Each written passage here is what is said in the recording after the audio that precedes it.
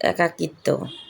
মানুষ যখন মানুষের কাছে কষ্ট পায় তখন সে ডিসিশন নেয় একা থাকতে। আর একাকিত্ব কখনোই কষ্ট দেয় না।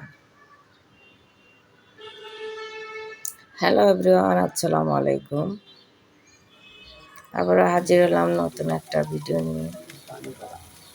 বন্ধুরা, রসুন দিয়ে মশলা কষিয়ে নিয়েছি, একটু কলিজা রান্না করব। এটা কুরবানির কলিজা ছিল, সবাইকে দিয়ে একটু ভাগে ছিল এতটুকু। তো সঙ্গে একটু চর্বি দিয়ে দিলাম বেশি করে।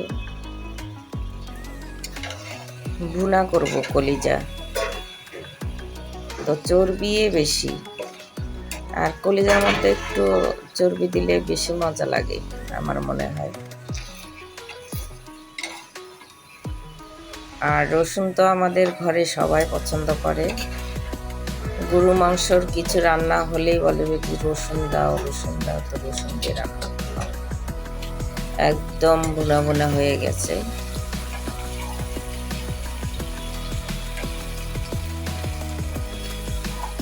অল্প তেলে রান্না করলাম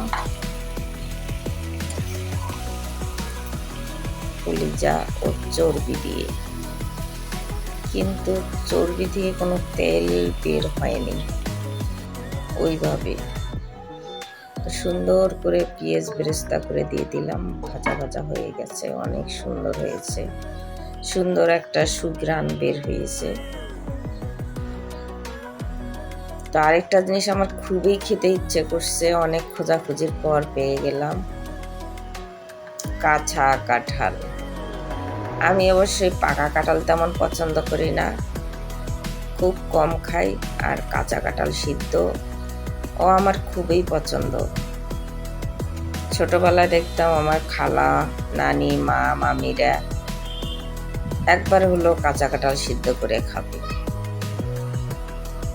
তো আমারও খুব খেতে ইচ্ছে করছে, তো জানি না কিভাবে সিদ্ধ করে। তো নিজের ইচ্ছে হচ্ছে সবগুলো কাঁঠাল ছুলে নিচ্ছি, আমার হাজবেন্ড আর আমি। কাঁঠালের কোয়াগুলো হচ্ছে সিদ্ধ করতে হয়, সবগুলো কোয়া বের করে নিলাম, এই যে এভাবে পরিষ্কার করে নিলাম।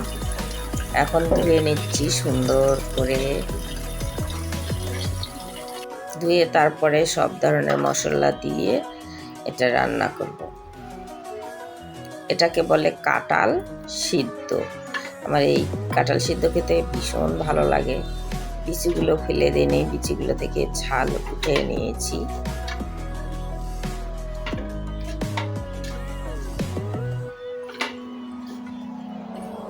আমি এটা রান্নার পরে করতেছি, সব কিছু রান্না হয়ে গেছে।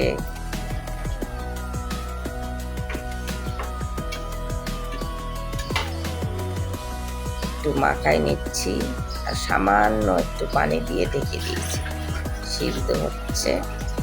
এটা বিকালে খাবো। আর এদিকে আমি ভাত নিয়ে সবাইকে ডাকছি, আসেন খেতে আসো, টেবিলে খাই না, নিচে খেতেই ভালো লাগে। আমি এখানে আমার পছন্দের পাট শাক রান্না করেছি আর কালো জিরার ভর্তা করেছি।